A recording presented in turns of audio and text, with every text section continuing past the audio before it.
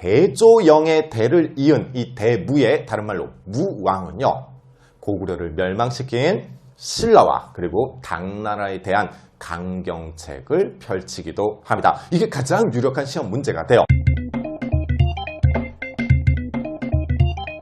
안녕하십니까. 끌리는 한국사 서육환입니다. 이번 시간에 우리가 살펴볼 내용은요, 발해와 관련된 내용 보도록 하겠습니다. 여러분들 발해하면 생각나는 인물 있습니까? 대조영이죠. 대조영. 발해를 건국한 고구려의 별종, 그러니까 고구려의 후손이라고 보시면 되겠죠. 그러나 여러분들이 제가 이렇게 의문을 던졌을 때 대조영요 하면요, 보통 시험에 나오지 않는다라는 점이죠. 왜냐하면 다 아는 거니까.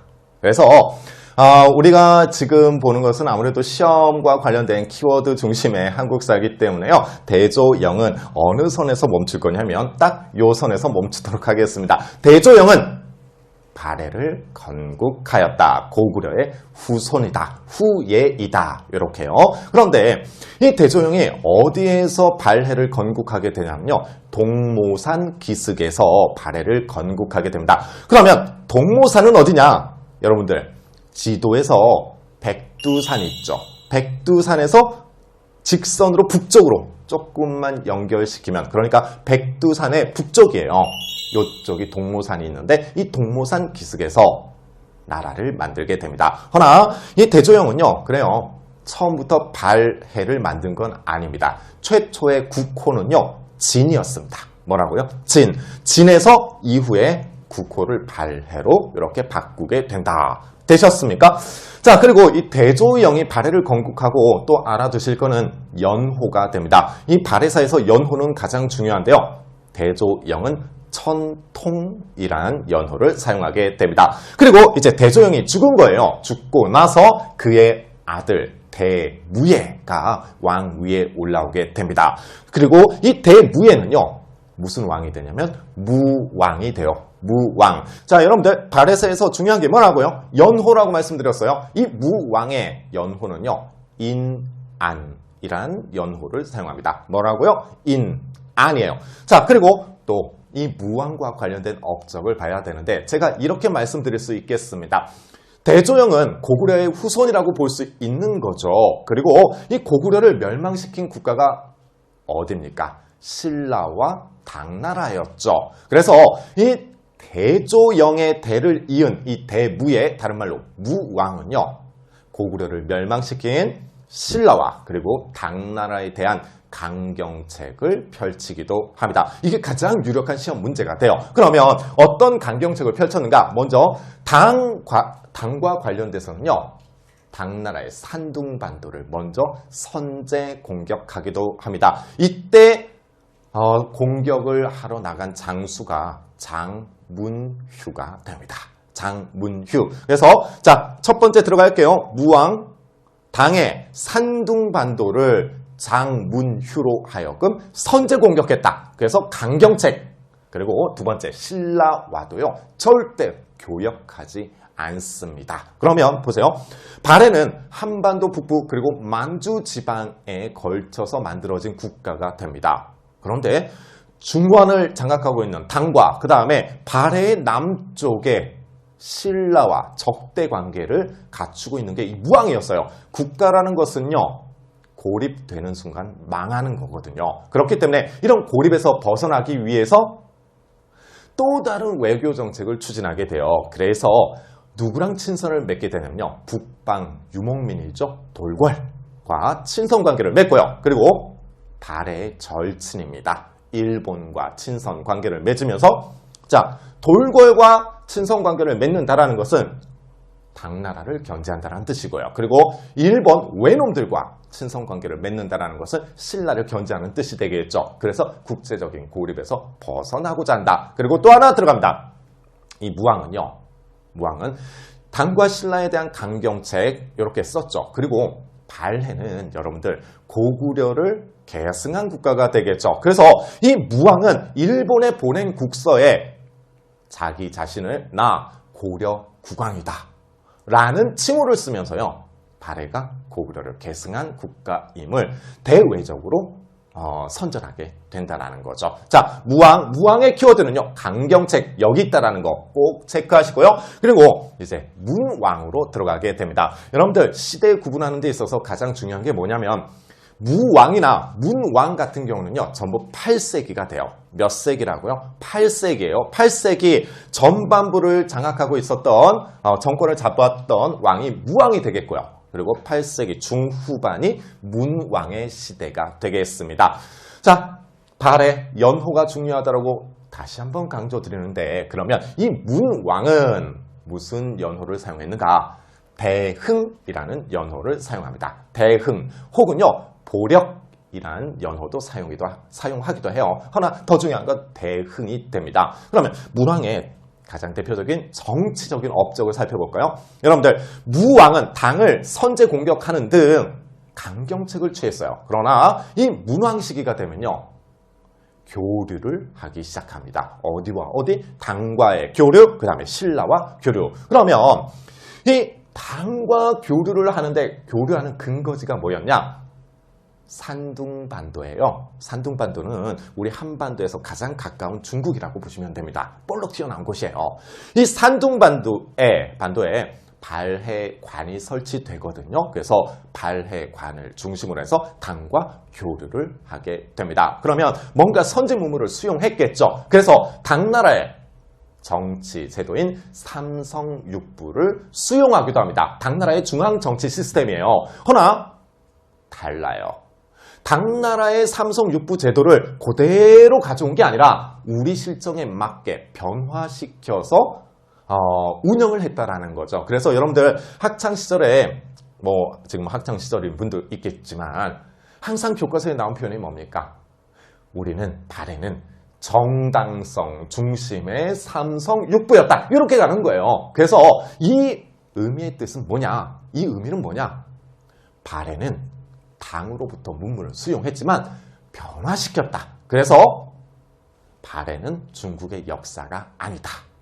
이런 개념으로 가는 거죠. 차후에 또 말씀드리도록 하겠습니다. 핵심은 삼성육부를 수용했다. 허나 우리는 당과 똑같지 않았다. 뭐라고요? 정당성 중심의 삼성육부 제도였다. 그리고 이제 두 번째는요, 당나라에 도시가 있어요. 수도이자 도시죠. 장안성이 있습니다. 이 장안성은 최첨단 도시라고 생각하시면 되는데, 그래서 이거를 또 끌어오는 거예요. 그래서 상경에 장안성을 모방한 도시를 만들기도 합니다. 자, 그리고 교육기관을 설치하게 돼요. 교육기관 주자감. 그래서 당나라의 문물을 받아들인 것, 삼성육부 수용, 정당성 중심. 그리고 두 번째는 장안성, 그다음 장안성을 모방한 상경의 도시를 만들었다는 것. 그 다음에 교육기관인 주자감을 들여왔다. 되셨습니까? 자, 그러면 이제 신라와도 친선관계거든요. 교류를 하는 거예요. 신라로 가는 길을 만들게 됩니다. 그게 신라도가 돼요. 그러면 신라의 중심지가 어디입니까? 금성이죠. 경주죠. 그래서 이 만주 지방에서 경주로 가는 라인을 만드는데 이 길을 우리는 신라도라고 표현을 합니다. 이 신라도는요, 이렇습니다. 우리 PDF 보면서 보세요.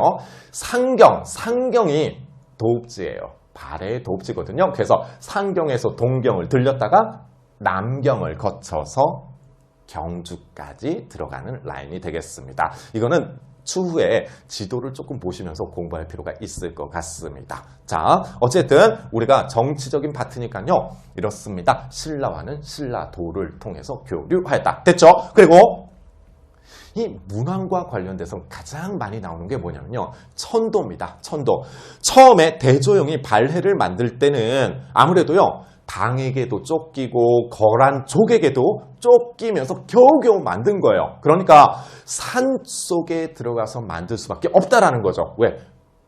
평지로 나와버리면 방어에 취약하기 때문에. 그래서 산악지대인 동무산 기슭에서 만들게 됩니다. 점차 나라가 발전하고 안정이 되면 어떻게 해야 됩니까? 산악지대에 머무를 수 없는 거죠. 그래서 평야지대로 나오기 시작한다는 거예요. 이 평야지대로 나오는 왕이 누구냐? 그 왕이 문왕이 됩니다. 그래서 문왕은요, 동무산에서 중경으로 천도를 했다가, 그리고 장안성을 모방한 도시를 만들어서 상경으로 천도를 하게 됩니다. 다 필요 없고 상경 천도는 가장 중요합니다. 그리고 상경에서 다시 우리나라 동해안 쪽으로요. 동경으로 천도를 하기도 해요. 왜 동경으로 천도를 했냐? 하나입니다. 일본과 더욱더 교류를 많이 하겠다라는 거예요. 자, 그래서 여러분들 지금 이제 우리가 오디오도 이렇게 병행해서 팟캐스트 같은 경우는 오디오로만 들으시니까 오히려 집중력이 살아날 수도 있고요. 예, 조금 답답한 면도 있을 수 있는데 이렇게 가겠습니다. 그럼 단순화시켜서요. 문왕은 교류인데 당과 교류, 신라와도 교류 아까 말씀드렸고요. 그리고 문왕은 천도의 대마왕이다. 이렇게 갈게요. 수도로 옮기는 게요. 전부 문왕이에요. 문왕. 그래서 중경으로 갔다가 상경으로 갔다가 다시 동경으로도 옮긴다. 되셨습니까? 자, 그리고 문화사 파트를 하나 짚어두고 가겠습니다. 문왕과 관련된 문화사 파트는요. 정해 공주의 묘, 정효 공주의 묘가 있습니다. 문왕시대의 공주들이에요. 문왕의 딸들입니다. 그래서 정해 공주의 묘는요. 고구려를 계승한 무덤입니다. 허나 정효 공주의 묘는 그렇진 않습니다. 이 정효 공주의 묘는요. 당나라 양식과 고구려의 양식을 믹스한 거예요. 그래서 여러분들 자 보세요. 정해 공주의 묘와 정효 공주의 묘 중 고구려를 계승한 무덤은 어떤 무덤인가? 라는 질문의 대답은요. 하나만 나와야 돼요. 정해 공주의 묘다. 왜냐하면 정효 공주의 묘는 고구려 양식만 들어간 게 아니니까. 이해되셨습니까? 자, 다 필요 없고 정해 공주의 묘는 고구려 양식 계승 꼭 기억하셔야 되겠습니다. 자, 그리고 이제 넘어가면요. 성왕이라는 사람이 있습니다. 성왕은요, 8세기 후반에 잠깐 등장하는 왕인데 앞서 문왕이 동쪽으로 천도를 했었죠. 다시 상경으로 천도를 하는 왕이에요. 겁은 없습니다. 성왕 같은 경우는 PDF 꼭 같이 보시면서 공부하셔야 돼요. 자, 그리고 이제 9세기로 넘어갑니다. 여러분들 해동성국 하면은 누굽니까? 선왕이에요. 선왕인데 이 선왕 연호 중요합니다. 건흥이란 연호를 사용했고요.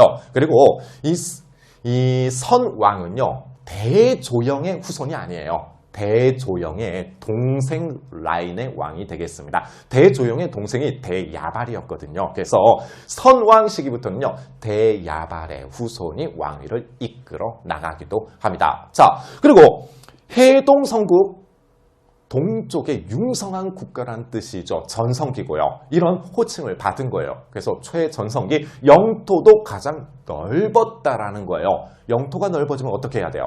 지방행정제도를 개편해야 되는 거예요. 지방행정제도를 다시 보완해서 완비시켜 줘야 된다라는 거죠. 그래서 지방행정제도 5경, 15부, 62주를 완비하게 됩니다. 그런데 제가 강조드리는 게 있어요. 선왕식의 5경, 15부, 62주를 완비하였다. 요게 시험적인 용어가 있어요. 그 시험적인 용어가 뭐냐? 지방행정제도를 완비시켰다. 왜? 이 둘은 동의어가 됩니다. 시험은요, 대체되는 용어를 중심으로 해서 시험이 나오거든요. 그렇기 때문에 이런 대체되는 용어들을 잘 알아두셔야 되겠습니다. 뭐라고요? 5경, 15부, 62주를 정비했다. 같은 시험적인 용어는 지방행정제도 완비. 이런 것들 몰라서 많이 틀리는 거예요. 이론은 아나 문제를 못 푸시는 분들이 많거든요.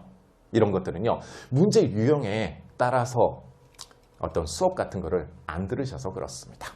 네, 자, 하나 말씀드렸습니다. 그러면 이런 발해는요, 선왕식이 이런 전성기를 구가하면서 위세를 떨쳤으나 곧 무너지게 됩니다. 그래서 누구에게 정복당하게 되냐면요, 거란에 의해서 망하게 됩니다. 거란에 의해서요. 그리고 부흥운동이 일어나기도 합니다. 그 부흥운동은요, 후발해국 혹은 정안국과 같은 부흥운동이 일어나나 큰 효과를 보지는 못합니다. 자, 요까지가 우리가 발해에서 볼 수 있는 정치사와 관련된 키워드들입니다. 제가 뭐 이렇게 해드릴 말씀들이 꽤 있어요. 허나 우리가 그런 것들은요, 발해와 관련돼서는 차후 또 한번 이렇게 영상이라든지 이런 걸로 만나 뵐게요. 왜냐하면 좀 시간적인 좀 그게 있죠. 우리가 10분 전후로 이렇게 끝내는 한국사이기 때문에 다음에 또 그런 부분은 말씀드리도록 하겠습니다. 자, 여러분들 발의 정치사였습니다. 다음 시간에 뵙도록 할게요. 안녕히 계십시오.